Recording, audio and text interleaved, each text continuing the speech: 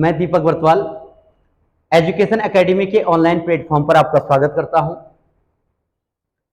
इससे पहले हमने जो है वर्ण क्या होते हैं, वर्णों की परिभाषा क्या होती है, वर्णों के प्रकार कितने होते हैं, स्वर क्या होते हैं, स्वरों के प्रकार क्या होते हैं, ये हमने जो है इससे पहले पढ़ा है। आज हम पढ़ रहे हैं व्यंजनों की परिभाषा। व्यंजन क्या होते हैं?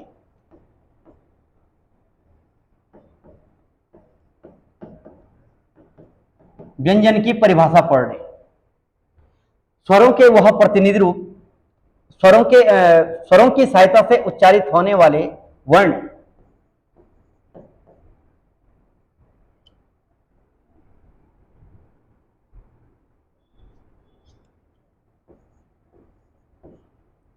स्वरों की सहायता से उच्चारित होने वाली ध्वनियां स्वरों की सहायता से उच्चारित होने वाली ध्वनियां व्यंजन ध्वनि कहलाती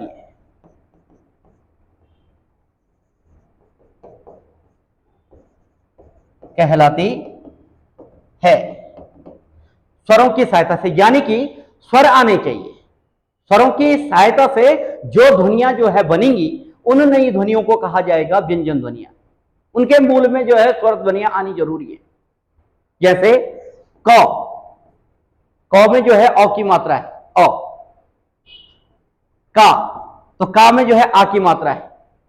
जैसे की तो की में जो है ई की मात्रा है। ठीक है, तो ये जो है क्या है, स्वरों की सहायता से उच्चारित हो रही है, स्वरों की ध्वनियों से। इसमें का आ रहा है, इसमें जो है ई आ रहा है। इस तरीके से जो है हम जो परिभाषा पढ़ते हैं उसको कहा जाता है व्यंजन ध्वनियां। अब एक क्वेश्चन पूछा जाता है, एक क्वेश्चन पेपर में आता है कि स्वरों के वह प्रतिनिधि रूप जिन्हें व्यंजनों में प्रयोग किया जाता है, उनको क्या कहा जाता है? स्वरों के प्रतिनिधि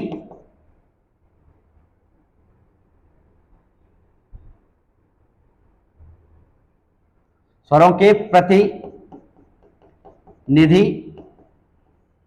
रूप जिन्हें व्यंजनों में प्रयोग किया जाता है उन्हें क्या कहते हैं? उन्हें कहते हैं मात्रा। उन्हें कहते हैं मात्रा। माना अगर हमने जो है क में अ की मात्रा लगानी है तो हम जो है इसको अ की ध्वनि के साथ पढ़ेंगे क। अगर हमें जो है क में आ की मात्रा लगानी है तो हम आ नहीं लिखते, हम जो है क्या करते हैं, इसमें जो है मात्रा जोड़ देते हैं। आ की मात्रा है, ये मात्रा है। तो ये जो है स्वरों के प्रतिनिधित्व कर रहा है। तो इसको जो है स्वरों का प्रतिनिधि रूप कहा जाता है। माना क में ई की मात्रा अगर हम पढ़ेंगे तो ये जो है ई की मात्रा है, छोटी की मात्रा ई की। तो स्वरों के वह प्रतिनिधि रूप जिन्हें व्यंजनों में प्रयोग किया जाता है उन्हें कहते हैं मात्रा कहा जाता है। यह क्वेश्चन पेपर में आता है। हालांकि ऑप्शन के अकॉर्डिंग तो बहुत आसान बन जाता है, ठीक है, लेकिन जो है ये जानकारी व्यंजनों के साथ जो है होनी चाहिए कि स्वरों के प्रतिनिधि रूप जो है व्यंजनों में किस आधार पर प्रयोग किए जाते हैं, किस नाम से प्रयोग किए जाते हैं। तो ये जो है मुख्य रूप से पूछा जाता है। अब हम पढ़ते हैं व्यंजनों के प्रकार। अब व्यंजनों के प्रकार पढ़ेंगे।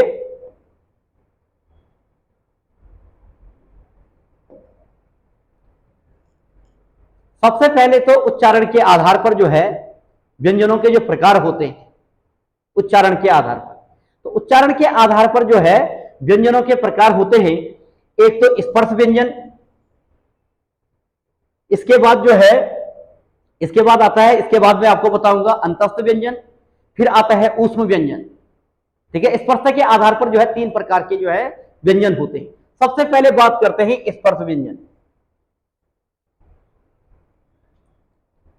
ऐसी ध्वनियां, इसकी परिभाषा होती है, स्पर्श व्यंजन की परिभाषा होती है कि ऐसी ध्वनियां ऐसी ध्वनियां जो मूल तंत्रिकाओं को, स्वर तंत्रिकाओं को, या जो है हम ये कह सकते हैं कि वाक तंत्रिकाओं को स्पर्श करते हुए जो है उच्चारित होती हैं। ऐसी स्वर ध्वनियां, ऐसी ध्वनियां जो मूल तंत्रिका, मूल तंत्रिकाओं को, या जो है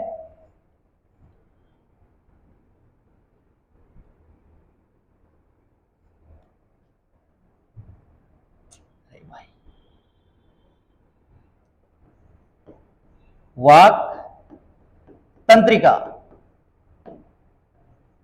वाक तंत्रिकाओं को स्पर्श करते हुए, स्पर्श करते हुए उच्चारित होती हैं,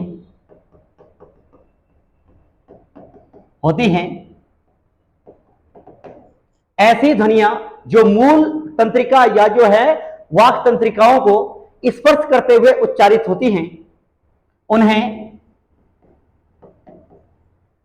स्पर्श व्यंजन कहा जाता है। व्यंजन कहते हैं, उन्हें स्पर्श व्यंजन कहा जाता है। ठीक है, तो हमारी जो मूल तंत्रिकाएं होती हैं, जो मुख्य तंत्रिका हमारे आवाज को निकालने में, स्वर तंत्रिकाएं जिनको हम कहते हैं, वाक तंत्रिका जिनको हम कहते हैं, वो होती हैं कंठ्य, तालव्य, मूर्धा, दंत्य और औष्ठ्य। ये 5 प्रकार की हमारी मूल तंत्रिकाएं मानी जाती हैं। अगर इनको स्पर्श करते हुए कोई ध्वनि उच्चारित हो रही है तो उसको कहा जाएगा स्पर्श व्यंजन।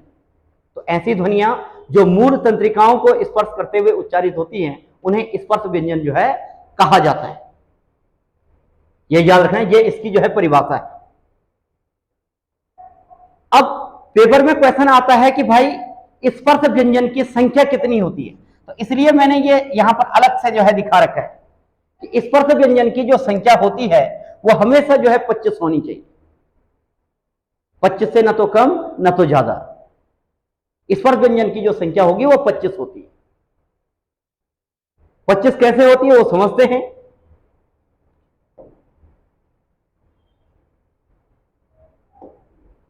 सबसे पहले कंठ्य। कंठ्य का मतलब होता है गला, यानी कि ऐसी स्पर्श ध्वनियां जो गले की सहायता से जो है उच्चारित होती है। अब हम व्यंजन पढ़ रहे हैं, पहला व्यंजनों का प्रकार हम जो है व्यंजन पढ़ रहे हैं, स्वर व्यंजन, तो सीधे सीधे हम इसमें कहेंगे कि इसमें आता है क वर्ग, क, ख, ग, घ और ग। ये 5 जो है कंठ्य ध्वनियां होती हैं व्यंजन। स्पर्श व्यंजन के अंतर्गत जो है 5 ये जो है कंठ्य स्पर्श ध्वनियां हैं। फिर इसके बाद आता है च वर्ग, च, छ, ज, झ, य। च, छ, झ, ज, य। ठीक है, पहला था गले। ये गले की सहायता से उच्चारित होती हैं क वर्ग, क, ख, ग, ग। यानी कि जो है गले में जो है जो धक्का लगता है उसकी सहायता से जो है ये ध्वनियां निकलती हैं। तालु का मतलब होता है जीवा का ठीक ऊपरी भाग। जीव के ऊपरी भाग को जब जीव छूती है तो जो है ये उच्चारित होते हैं, उसको कहते हैं तालु बिंदु। तालु बिंदु को छूते हुए च, जीव ऊपर छू करके फिर नीचे आ रही है, च, छ, ज, झ, य। ये जीवा का जो है ऊपरी बिंदु होता है जिसको हम जो है तालु कहते हैं। ठीक है, फिर आता है मूर्धा, ट वर्ग, जिसमें जीव जो है घूम जाती है, मुड़ जाती है, रोल हो जाती है इस प्रकार से। तो ट, ठ, ड, ढ,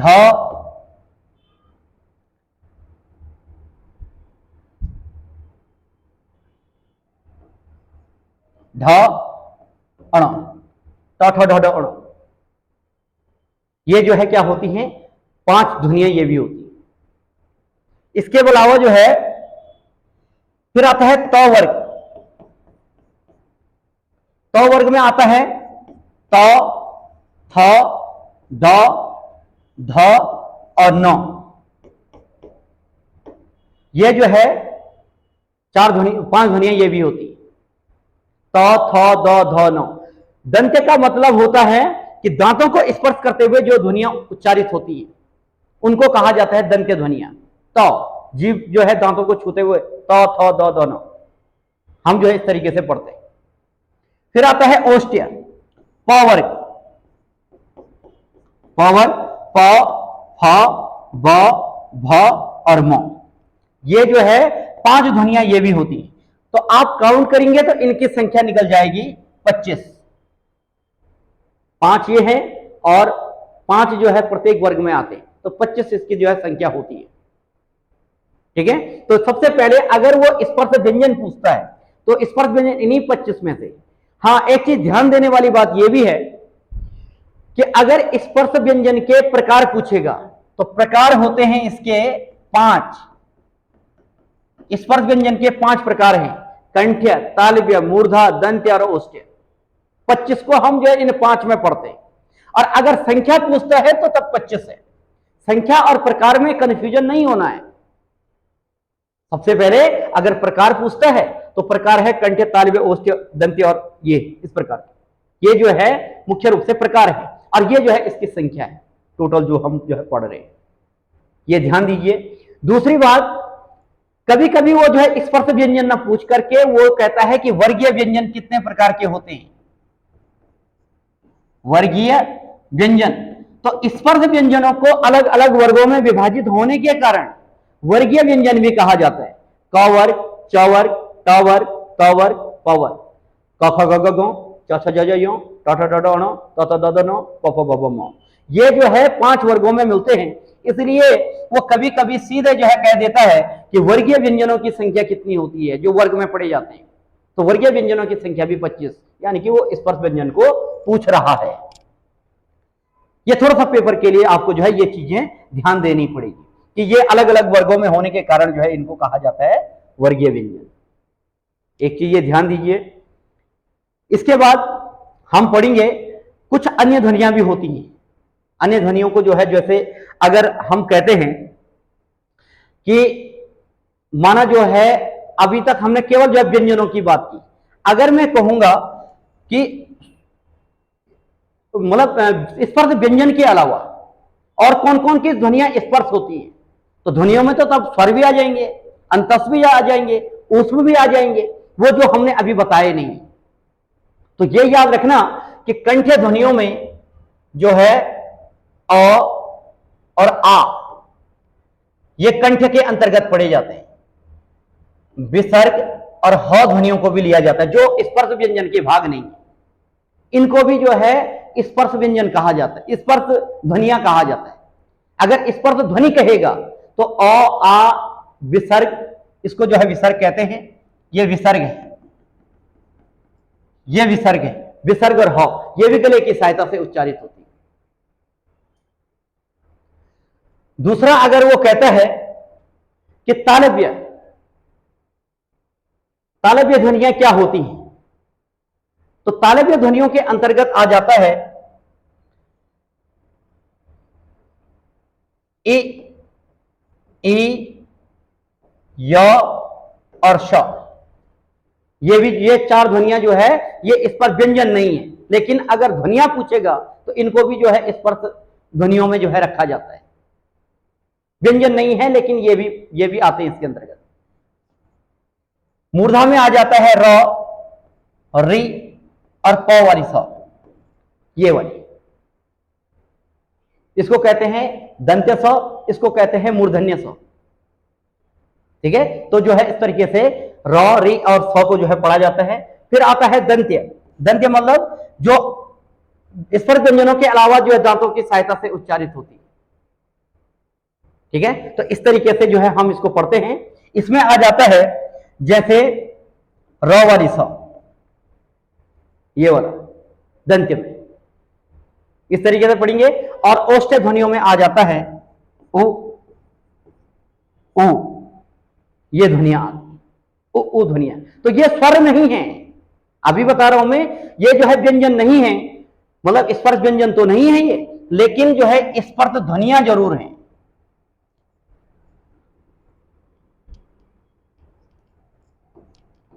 स्पर्श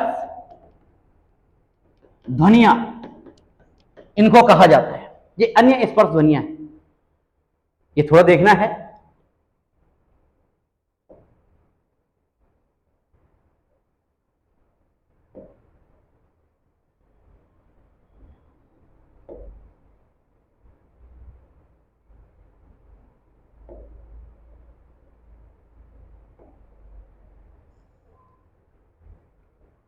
ठीक है, इस तरीके से जो है अब इनको जो है हम पढ़ते हैं अंतस्थ को। अंतस्थ जो है क्या होते हैं? अंतस्थ में जो है अंतस्थ की परिभाषा होती है कि ऐसी ध्वनियां जो कंठ, तालु तथा जो है दांतों के सिकुड़ने के परस्पर संयोग से उच्चारित होती है।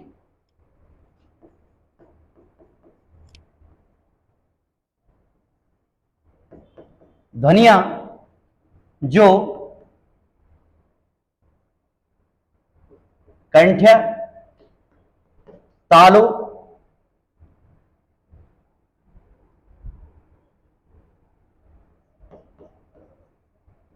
तालु तथा दांतों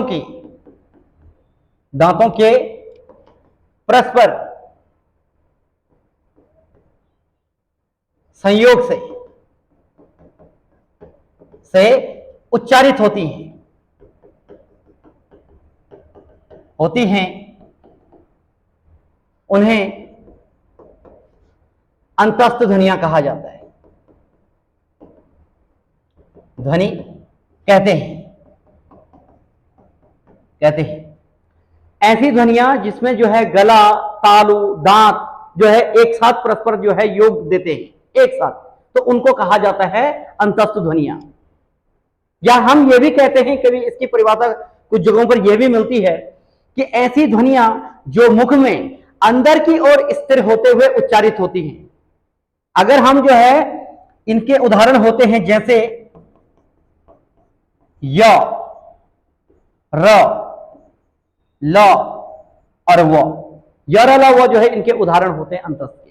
तो अंतस्थ ध्वनियों के उच्चारण में आप देखेंगे कि हवा अंदर की ओर जा रही है और उच्चारण बाहर के लिए हो रहा है, य, र, ल, व, य, र, ल, व, अंदर के लिए। तो इन ध्वनियों के उच्चारण में जो है गला, तालु और दांतों की सहायता से जो है ये जो है क्या हो रहे हैं, दांतों की सहायता से ये परस्पर जो है उच्चारित हो रही है, तो इनको कहा जाता है अंतस्थ ध्वनियां। अब अंतस्थ ध्वनियों में भी जो है कुछ विशेष नाम दिए गए हैं, जैसे य और व ध्वनि को कहा जाता है अर्धस्वर, य और व ध्वनि को कहा जाता है अर्धस्वर, क्योंकि इनका निर्माण जो है स्वरों के योग से होता है। यण संधि में पढ़ेंगे आप तो जो है स्वर, जब दो स्वर ध्वनियां मिलती हैं तो तब य बनता है, और दो स्वर ध्वनियां मिलती हैं तो जो है व बनता है। इसलिए इनको जो है अर्धस्वर कहा जाता है, य और व। यहां पर तो पहचान के लिए आता है कि अर्धस्वर ध्वनियां पहचानिए, य और व पहचानना है आपको, इनको अर्धस्वर कहते हैं। जो र ध्वनि है, र ध्वनि को कहा जाता है परकंपित, परकंपित ध्वनि कहते हैं, या इसको लुंठित भी कहा जाता है, लुंठित ध्वनि कहते हैं। ल ध्वनि को कहा जाता है पार्श्विक, ल ध्वनि को कहा जाता है पार्श्विक, ये याद रखना है, ये एरो बना रखे मैंने कि य और व ध्वनि को अर्धस्वर, क्योंकि जो है ये व्यंजन, लेकिन जो है इनका जो निर्माण है वो स्वरों के योग से होता है, लेकिन इसको कहा जाता है अर्धस्वर। यण संधि के अकॉर्डिंग जो है इन ध्वनियों का निर्माण होता है। दूसरा आता है परकंपित, मतलब जिसमें सांस में कंपन उत्पन्न हो जाता है, र, सांस में कंपन, और जो जिसमें जीवा लुढ़क जाती है तो लुंठित। तो र ध्वनि को जो है परकंपित तथा लुंठित नाम दिया गया है। ल ध्वनि को कहा गया है पार्श्विक। ये पार्श्विक मतलब होता है किनारे, जब जो है जीभ बीच में खड़ी हो जाती है तो हवा जो है किनारों से निकलती है, पार्श्विक। और ये व को तो मैंने आपको जो है बता दिया। तो ये थोड़ा सा आपको पेपर के लिए याद रखना है, ठीक है। तो इस तरीके से जो है हम पढ़ते हैं। इसके बाद जो है हम पढ़ेंगे ऊष्म संघर्षी।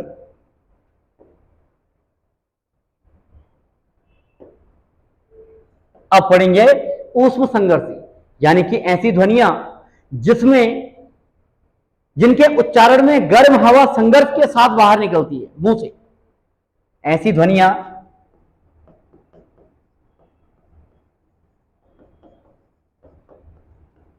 जिसमें गर्म हवा संघर्ष के साथ उच्चारित होती है, उन्हें ऊष्म संघर्षी कहते हैं। इन्हें ऊष्म संघर्षी व्यंजन कहते हैं।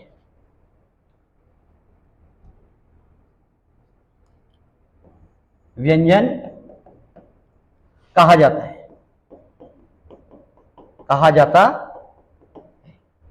ऐसी व्यंजन ध्वनियां जिसमें गर्म हवा संघर्ष के साथ उच्चारित होती है, उन्हें ऊष्म संघर्षी ध्वनि कहते हैं। ये कौन सी होती हैं?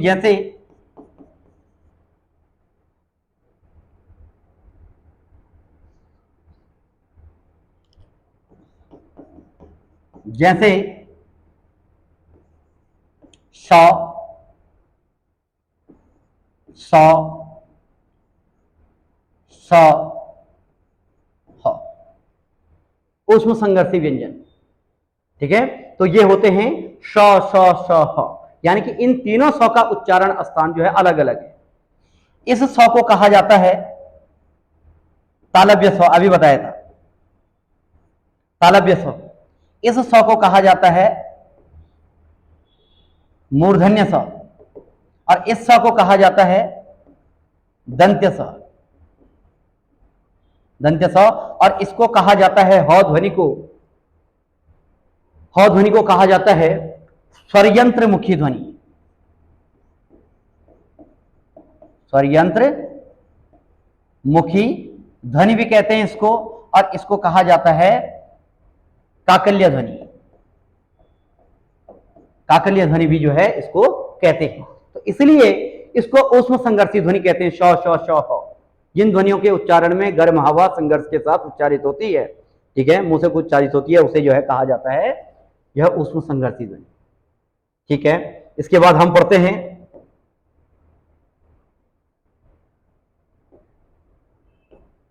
संयुक्त व्यंजन। दो भिन्न व्यंजनों के योग से बना नया व्यंजन संयुक्त व्यंजन कहलाता है।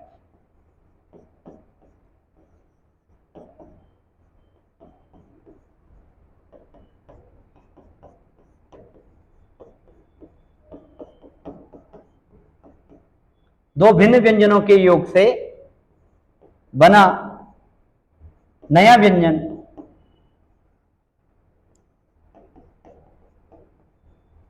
ध्वनि जो है, दो भिन्न व्यंजनों के योग से बनी नई व्यंजन ध्वनि को संयुक्त व्यंजन कहते हैं, व्यंजन कहा जाता है। दो भिन्न व्यंजनों के योग से बना नई व्यंजन ध्वनि को जो है कहा जाता है संयुक्त व्यंजन। कौन से होते हैं? तो हम इसको जो है यहां समझते हैं, जैसे इसको यहां समझिए, जैसे जो है अक्ष, त्र, ज्ञ और स्र, ये चार ध्वनि है, ठीक है। कैसे? इसमें जो है क हलंत और स पूरा, इस चीज का ध्यान जरूर रखें कि क हलंत और स पूरा होने पर ही जो है अक्ष ध्वनि बनती है। दो भिन्न व्यंजन है ये, और इनके योग से जो है ये व्यंजन ध्वनि बन रही है, तो इसको कहा जाता है अक्ष ध्वनि। दो भिन्न व्यंजनों के योग से बना नई व्यंजन ध्वनि। त्र, और र, इन दोनों के मेल से जो है ये बनता है। फिर आता है ज हलंत और यो ध्वनि के मेल से जो है यो बनता है, ये यानी वाला। फिर आता है स्र, स हलंत और र के मेल से जो है अक्षत र, ज्यो स्र जो है इस प्रकार से जो है इन व्यंजनों के योग से ये नई व्यंजन ध्वनि जो है बनती है। तो इनको कहा जाता है संयुक्त व्यंजन। ये संयुक्त व्यंजन है।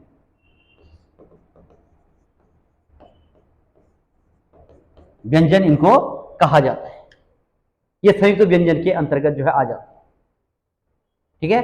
अब एक क्वेश्चन पूछा जाता है कि हिंदी शब्दकोश में अक्षर का क्रम क्या होगा। अगर वो इसका क्रम पूछता है तो याद रखना है कि क हलंत के बाद जो है पढ़ा जाएगा। क हलंत के बाद जो है अक्षर का क्रम पढ़ा जाता है। कभी भी गलती से जो है 100 के बाद मत लिखना, क्योंकि ये क हलंत के बाद 100 के योग से सीधे इस ध्वनि का जो है उच्चारण हो जाता है। इसलिए क हलंत के बाद अक्षर, त हलंत के बाद जो है जो शब्दकोश में पढ़ा जाता है वो पढ़ा जाता है त्र। और इसी प्रकार से ज हलंत के बाद जो है ज्यों पढ़ा जाता है। और इसी प्रकार से स हलंत के बाद जो है ये पढ़ा जाता है स्र। इस प्रकार से तो हिंदी शब्दकोश में पूछता है कि अक्षर का क्रम क्या होगा। ठीक है। अक्षर का क्रम क के बाद होगा भाई। अक्षर का जो क्रम होगा वो क ध्वनि के बाद, स ध्वनि के बाद च ध्वनि, इस प्रकार से जो है ऑप्शन बना देता है। तो आपको जो है जो पूछा गया है उसका आंसर देना है इस तरीके से। ठीक है। इनके बाद जो है ये पढ़े जाते हैं शब्दकोश के अनुसार। तो आज हमने स्पर्श व्यंजन, अंतस्थ व्यंजन, ऊष्म व्यंजन तथा संयुक्त व्यंजन जो है हिंदी वर्णमाला को जो है पूर्णतः पढ़ लिया है उच्चारण के आधार पर। आशा होगी कि इस वीडियो से जो है आपको जो है अच्छी जानकारी मिली होगी। और ऐसे छोटी छोटी वीडियो जो है हम एजुकेशन एकेडमी के जो इस प्लेटफॉर्म पर जो है डालते रहेंगे। और जो है दूरस्थ शिक्षा जो लोग लेना चाहते हैं उनके लिए जो है काफ़ी कारगर सिद्ध होगी। धन्यवाद।